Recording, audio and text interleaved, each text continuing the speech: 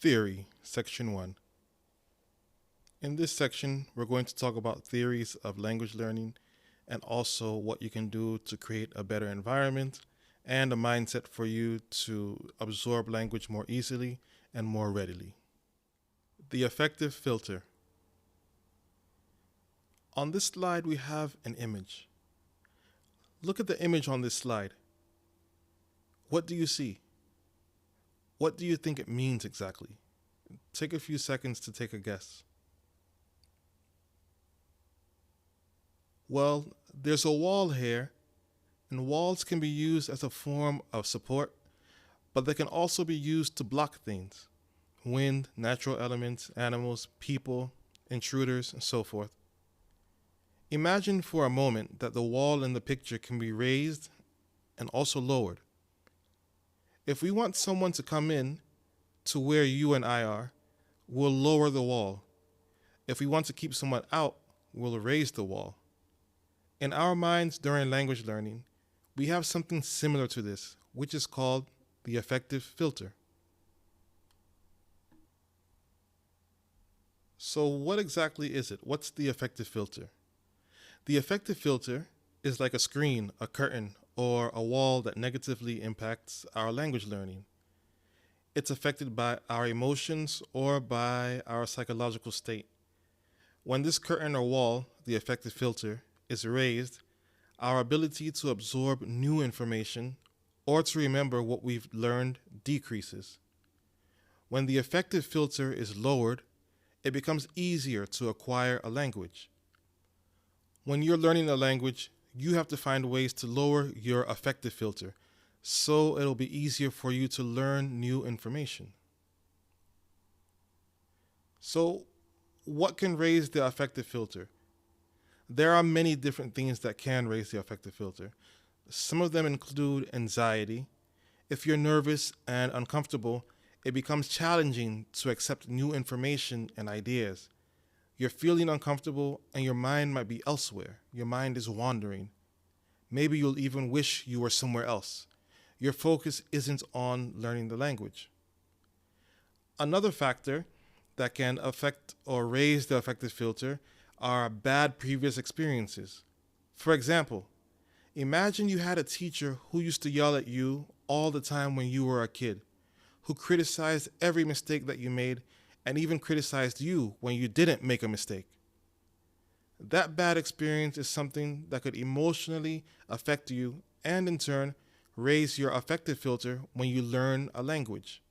Likewise, people maybe made fun of you and your accent when you were speaking or trying to speak their language. Things like these are bad experiences which can inhibit your ability to learn. Another thing that can raise the affective filter is self-doubt. Not having confidence in yourself or your abilities can lead you to question if your efforts are even worth it, or if you're just wasting your time trying to learn a language. Doubting yourself becomes another wall that stands between you and the language that you're trying to learn. Finally, stress and fatigue are other things that can create a raised affective filter. Being worried about things like bills, health, deadlines, and feeling exhausted after a long day. These are things that can turn into mental barriers.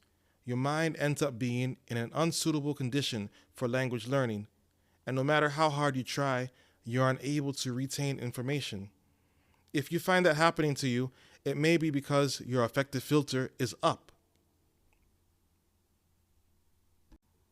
Since a raised affective filter can have such a negative impact on your language learning abilities, it would stand to reason that you should lower the affective filter if you want to successfully learn a language. So how can you do that? What can lower the affective filter? Well, first of all, you'll need to create a comfortable environment.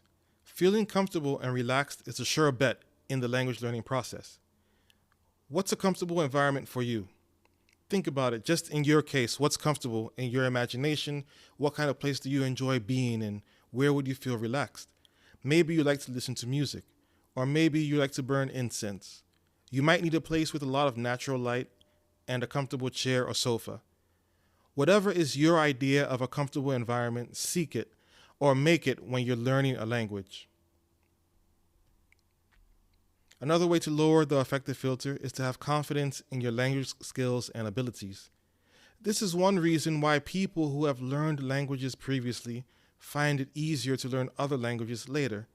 Since they did it before, they're confident that they'll be able to do it again, and as a result, their affective filter is lowered. That's for people who have learned a second language before and have learned it successfully. What about for people who have never learned a second language? If this is your first time learning another language, remind yourself that everyone can learn another language. It just takes time and dedication. Also remember, you learned your language and you learned your language as a baby. Your first language, your mother tongue. You weren't an adult when you learned it. You were a baby when you learned it. If you could do that, why can't you learn a language now? It'll take time, but the more you stick with the language, the more your confidence will increase. And once it increases, your affective filter will begin to be lowered. Another way to lower your affective filter is by having a support network. This is by far one of the most important factors in lowering your affective filter. A support network comes in many shapes and sizes. It can consist of people who can give you advice, people who can mentor you, people who can talk to you when you're feeling down and out.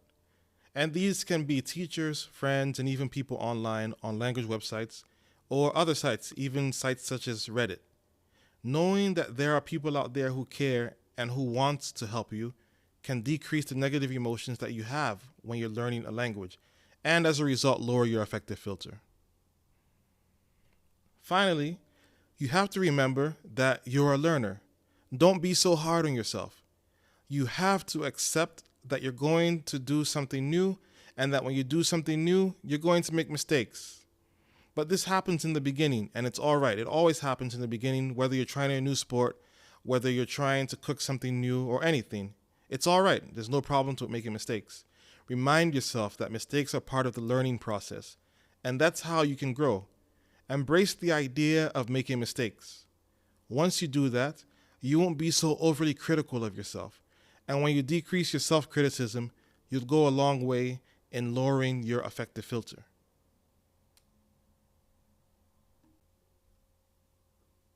So now I have a task for you. Let's talk about how you plan to lower your affective filter. In your notebook, I want you to write the following phrase. How can I lower my affective filter? After you write this phrase in your notebook, I want you to think about creating a comfortable environment. What is your comfortable environment for language learning like? Be specific about it. Where is this environment? How does it look? What kind of sounds might you hear in it? Describe this kind of environment with as much detail as possible. So you can pause the course for now, right now, and you can begin to describe this comfortable place, this comfortable environment that's suitable for your language learning, and write it with detail and imagery in your notebook. And once you finish, you can restart the course. After you finish describing your comfortable environment, I want you to think about your support network. Can you think of 3 people who can be in your support network? Think of people who are supportive, who will hold you to account, people who want to see you succeed. Also consider people who have already accomplished what you want to accomplish, people who are successful language learners, even if they're not completely fluent in another language, people who have reached a high level, or people who have gone from 0 to some ability to communicate. Think about people and consider people who have already accomplished what you want to accomplish, and think about adding them to your support network. So once you think about these people, I want you to write the names of 3 people, only 3, who fit this description in your notebook.